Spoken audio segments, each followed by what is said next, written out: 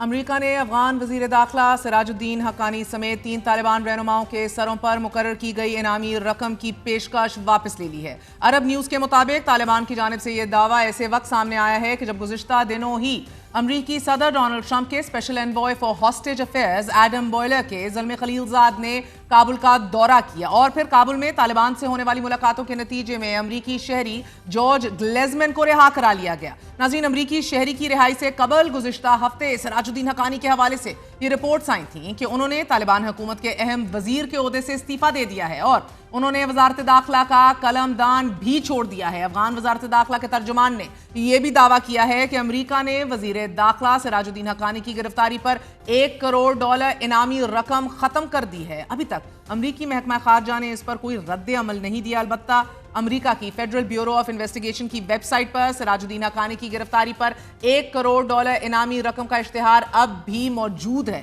سراج الدین حقانی کے علاوہ Haqqani net work کے عبدالعزیز حقانی اور یایا حقانی پر مقرر $50 لاکھ کی انعامی رقم بھی ختم کر دی گئی ہے۔ یہاں اہم بات یہ ہے کہ سراج الدین حقانی اقوام متحدہ کی جانب سے جاری کردہ دہشت گردوں کی بلیک لسٹ میں موجود ہیں۔ سراج الدین حقانی نے جنوری 2008 میں کابل کے سرینا ہوٹل پر حملے کی منصوبہ بندی کا اعتراف بھی کر رکھا ہے۔ سراج الدین حقانی اس وقت حقانی نیٹ ورک کے سب سے اہم ترین رہنما ہیں۔ انہیں 2015 میں طالبان کا نائب رہنما نامزد کیا گیا، جبکہ 2021 میں غیر ملکی افواج کے انخلاء کے بعد انہیں وزیر داخلہ بنایا گیا۔ 2018 میں اپنے والد خلیل الدین حقانی کے بعد انہیں حقانی نیٹ ورک کا سربراہ نامزد کیا گیا۔ سراج الدین حقانی اور دیگر اشخاص کے سروں سے قیمت ہٹانے، امریکی شہری کی رہائی اور زلمے خلیل زاد کے کابل دورے سے متعلق BBC پشتو نے اپنی رپورٹ میں یہ لکھا ہے کہ خلیل زاد کے قریبی ذرائع دعویٰ کر رہے ہیں کہ زلمے کو دوبارہ امریکی خصوصی ایلچی یا کسی اور اہم عہدے پر تعینات کیا جا سکتا ہے۔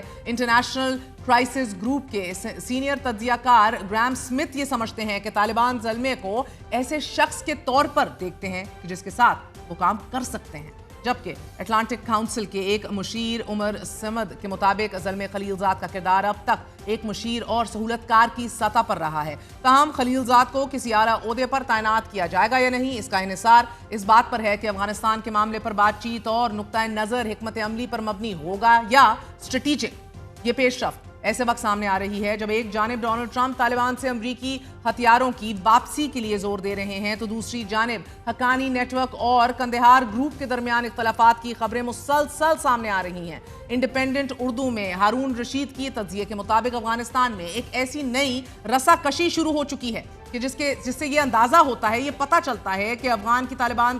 تحریک کے اندر سب اچھا نہیں ہے، all is not well۔ Afghan Taliban کے مرکزی ترجمان ذبیح اللہ مجاہد نے بھی ان اختلافات کو تسلیم کرتے ہوئے لکھا ہے کہ اگرچہ تحریک کی قیادت میں نظریاتی اختلافات موجود ہیں، لیکن یہ جھگڑے کسی سنگین اختلاف کی علامت نہیں ہیں۔ ناظرین، گزشتہ سال دسمبر میں طالبان کے درمیان اختلافات سے متعلق BBC نے اپنی رپورٹ میں لکھا تھا کہ حال ہی میں افغانستان میں طالبان حکومت نے میڈیکل کی تعلیم دینے والے اداروں میں خواتین کی تعلیم پر پابندی عائد کر دی تھی، اور اس فیصلے کے بعد قندھار میں ہت اللہ اخنزادہ کی موجودگی میں طالبان حکومت کی کابینہ کا ایک بڑا اسپیشل خصوصی اجلاس منعقد ہوا تھا اور اس پابندی سمیت کئی کنٹروورشل امور پر بات ہوئی تھی۔ اور اس ملاقات سے متعلق یہ سامنے آیا ہے کہ سراج الدین حقانی 2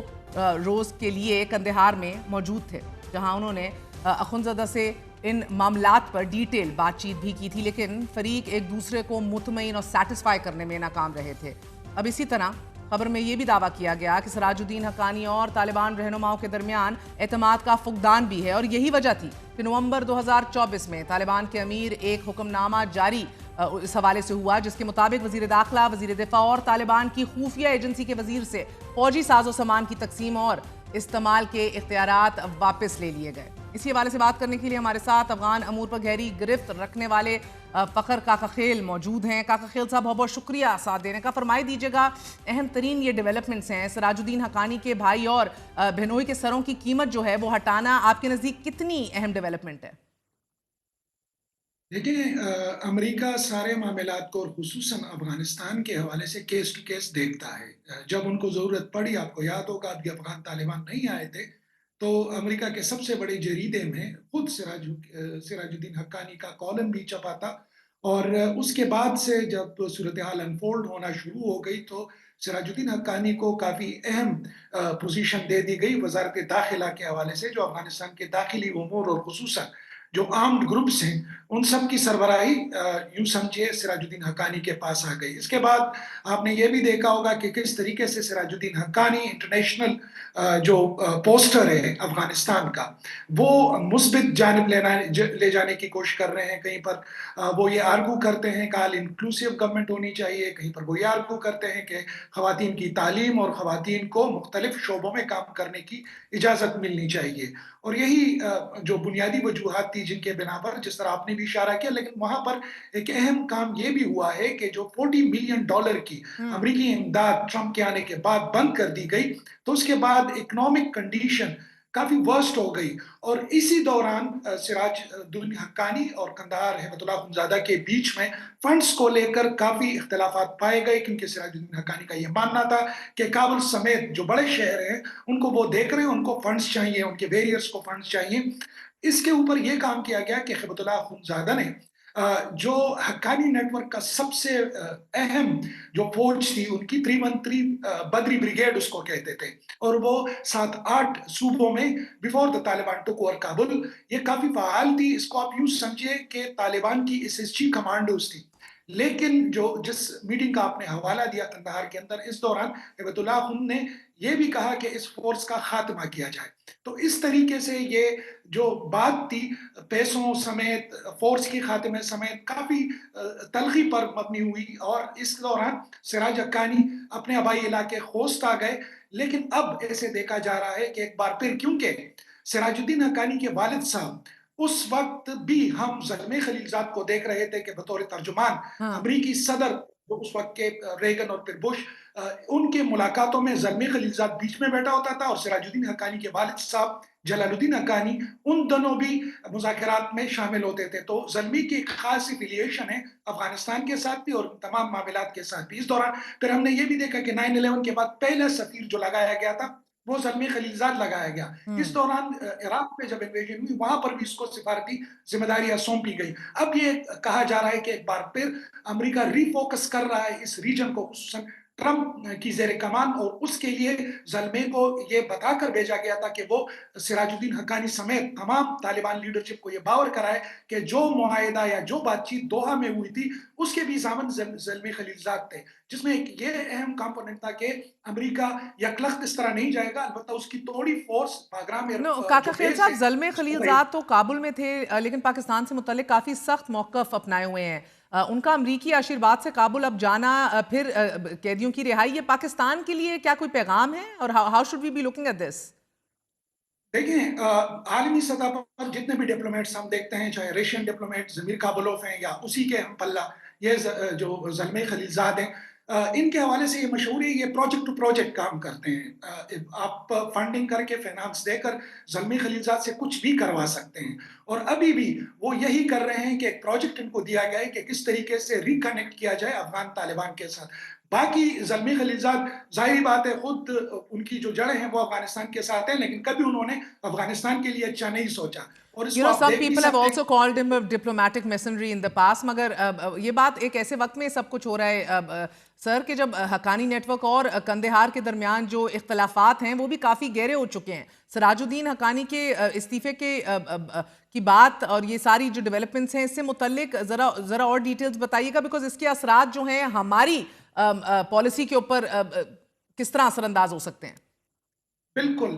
دیکھیں مہر، ہمیشہ سے جب بھی افغانستان کے اندر معاملات بگڑے اس کا سپیل اور سب سے زیادہ پاکستان کے اوپر آیا۔ ہاں اس کی بنیادی وجہ بھی یہی ہے کہ جو لمبا طویل ترین بارڈر ہمارے اس کے ساتھ ہے، اس کے ساتھ ساتھ جو بارڈر آر پار ایتھنک سوسائٹیز ہیں دونوں ممالک کی وہ بھی کافی جڑی ہوئی ہیں، اور ماضی میں سے لے کر اب تک جب بھی افغانستان میں صورتحال ابتر ہوئے اس کے براہ راست اثرات پاکستان پر آئے ہیں۔ اور شاید یہی وجہ ہے کہ زلمی کی وزٹ کے فوراً بعد پاکستان نے بھی اپنا ایک وزٹ جو ڈیلیگیٹ صادق خان کی سربراہی میں وہ بھیجا، اور انہوں نے وہاں کی قیادت کے ساتھ خصوصاً فورن آفس کے ساتھ ٹریڈ کے اوپر بات کی، افغان کی ریپیٹریشن کے اوپر بات کی، اور فیوچر کے لائحہ عمل کے حوالے سے بات کی۔ اگر اس سے پہلے آپ دیکھ لیں تو ہماری ٹریڈ کٹ آف ہو چکی تھی، 1 مہینے تک تورخم بارڈر بند تھا، لیکن زلمی کے بعد غالباً چونکہ صرف نہ پاکستان بلکہ جتنے بھی پڑوسی ممالک ہیں، چاہے تاجکستان ہے، ترکمانستان ہے، ازبکستان ہے، ایران ہے، ان کو بھی خاصی فکر ہے افغانستان کے اندر جو صورتحال بن رہی ہے، جس طرف آپ نے بھی اشارہ کیا کہ اگر اختلافات اس حد تک پہنچتے ہیں، جو کہ فی الوقت افغانستان کے جو اندرونی حلقے ہیں وہ یہ سمجھتے ہیں کہ وہ مذاکرات کے ذریعے یا جرگوں کے ذریعے دونوں فریقین کے بیچ میں جو دوریاں ہیں ان کو ختم کر دیں، لیکن اگر اکنامک سینکشنز اس طرح رہتی ہیں، اقتصادی طور پر افغانستان دڑے بندی کا شکار ہوتا ہے، اس کے بعد ظاہری بات ہے اس کا سپیل اوور افیکٹ پاکستان کے اوپر آئے گا۔ لیکن اس حوالے سے جو حالیہ کوشش ہے یہ بہت اہم ہے کہ زلمی کے وزٹ کے فوراً بعد پاکستان نے بھی اپنا ایک ڈیلیگیٹس بھیجا اور ان کو انگیج کیا۔ مگر کاکا خیل صاحب، اب اسینشلی سراج ورسز ہیبت اللہ، کیا امریکہ ڈیوائیڈ اینڈ رول کی اسٹریٹجی پر بھی کام کر رہا ہے بیک وقت؟ کسی قندھاری لیڈر سے پرائس منی نہیں ہٹایا گیا، ہم یہ بھی دیکھ رہے ہیں؟ دیکھیں مہر، اس میں ایک اہم نقطہ یہ بھی ہے کہ وہ یہ سمجھتے ہیں اور یورپ کے اندر کچھ حلقے یہ سمجھتے ہیں کہ اگر افغانستان کے اندر امریکنز موجود رہتے ہیں، یعنی رشین بیک یارڈ کے اندر، تو یقینی طور پر کبھی بھی پیوٹن یہ کوشش نہ کرتا کہ وہ یوکرین کے اوپر ہاتھ ڈالتا ہے۔ جب تک امریکہ پاکستان میں تھا، روس جو تھا وہ اپنے باؤنڈریز کی حد تک محدود رہا۔ تو وہ یہ سمجھتے ہیں کہ اگر ہم ایک بار پھر افغانستان کے اندر جا کر بیٹھتے ہیں تو رشین، ایران اور چائنیز تینوں کے لیے مشترکہ طور پر ایک طرح کی یا کم از کم ان کی ایگزسٹنس ہوگی اس ریجن کے اندر۔ دوسری جانب جس طرح آپ نے اشارہ کیا، میرے خیال میں امریکن، جس طرح میں نے عراق کا بھی کہا، افغانستان کا بھی کہا، زلمی بشمول جو ویسٹرن پراکسیز ہیں، ان کی یہ کوشش ہوگی کہ افغانستان کے اندر کیوس بڑھے، اور وہ کیوس بڑھ کر نہ صرف چین کے لیے خطرہ ہو بلکہ سنٹرل ایشین ریپبلکس کے لیے بھی اور خود ایران کے لیے بھی۔ تو کیوس کے جو بینیفیشری ہیں وہ زیادہ تر امریکن یا ویسٹرن جو قوتیں ہیں وہ ہوں گے۔ پاکستان،